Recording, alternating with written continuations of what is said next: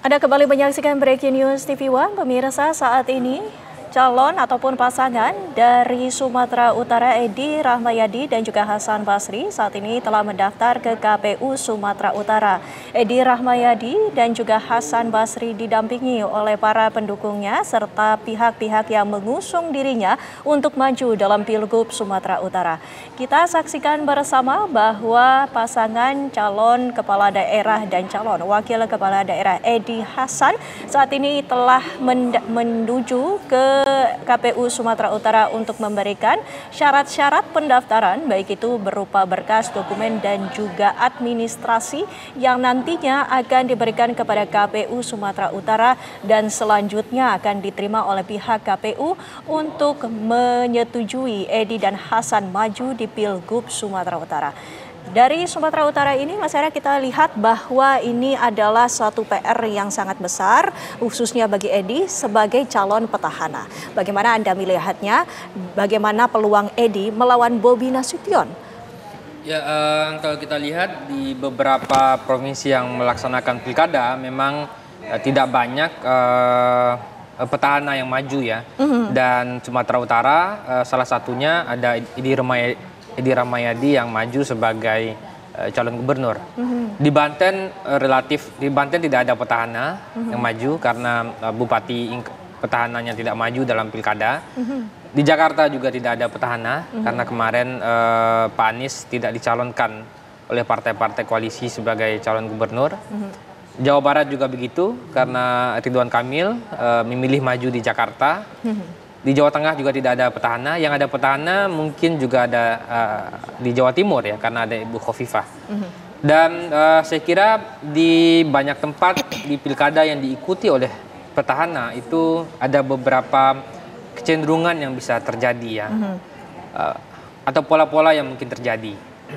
Yang pertama, kalau kepuasan publik kepada petahana itu di atas angka 65% atau di atas 70%, petahana dianggap mampu berpeluang untuk bisa terpilih kembali.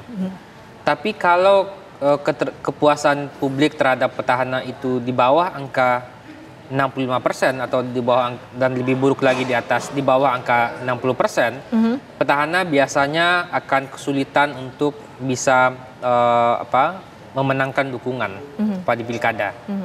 Nah, kecenderungan yang kedua pada pilkada-pilkada yang diikuti oleh petahana, itu apakah petahana akan maju bersama wakil gubernurnya atau justru memilih calon lain gitu ya.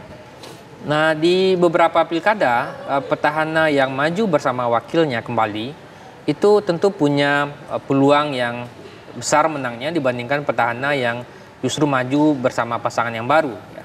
Dalam kasus Edi Rahmayadi, dia memilih Hasan Basri yang sebagai calon wakil gubernurnya. Nah, kecenderungan yang ketiga saya kira adalah apakah petahana akan menduplikasi program-program yang pada periode kampanye sebelumnya disampaikan, atau justru petahana menyampaikan program-program baru. Nah, aspek lain yang penting juga adalah apakah muncul kandidat penantang yang kuat ya. Dalam kasus Sumatera Utara tentu kandidat kuatnya ada Bobi ya. Bobi sebagai wali kota Medan ya. Meskipun baru menjabat sekitar 3-4 tahun, tetapi dia adalah menantu dari Presiden Jokowi.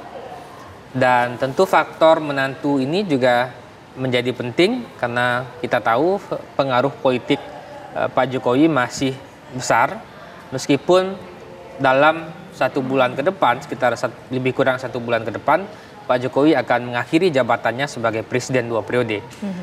Tapi yang menarik juga adalah Bobi mengandeng Pak Surya ya, yang beliau itu adalah tokoh Golkar dan juga adalah bupati petahana dari Asahan ya. Dan Asahan itu adalah salah satu daerah dengan jumlah pemilih yang besar juga di Sumatera Utara. Nah, berdasarkan kalkulasi tersebut ya, Pak Edi Rahmayadi adalah gubernur petahana dan didukung oleh PD Perjuangan yang kita kenal memiliki basis pemilih yang militan dan Spartan. Ya. Tentu saya kira pertarungan di Sumatera Utara akan cukup ketat ya. Dan bagi PD Perjuangan tentu Sumatera Utara jadi penting juga, apalagi PD Perjuangan akan berhadapan dengan partai-partai yang berada di Kimplas. Ya. Bahkan ini kita lihat sama-sama bahwa yang ikut mendampingi dan juga ikut dalam iring-iringan untuk Edi Rahmayadi dan juga Hasan ini sangat luar biasa banyak. Ini bisa dikatakan ini juga sebagai suatu hal yang bisa menjadi poin plus bagi Edi Rahmayadi bahwa mereka memiliki banyak dukungan. Apakah ini juga akan berpengaruh kepada para pemilih?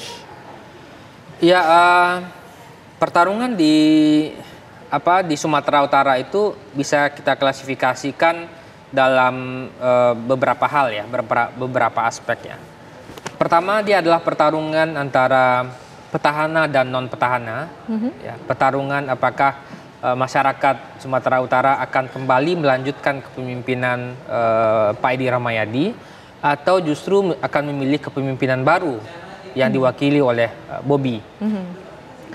Yang kedua, dia juga pertarungan antara Kimplas dengan PD Perjuangan. Dan di banyak tempat, di beberapa provinsi-provinsi kunci, Kimplas bertarung dengan PD Perjuangan. Di Jakarta misalnya, kemudian juga di Jawa Tengah, kemudian juga di Jawa Timur. Ya.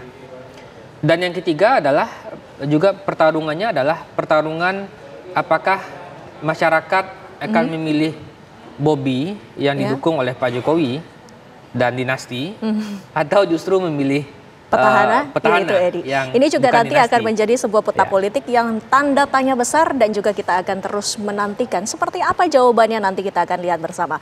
Dan pemirsa, kami masih akan melanjutkan perbincangan kami dan juga pembahasan tentang hari terakhir pendaftaran Pilkada 2024 selepas jeda sesaat lagi.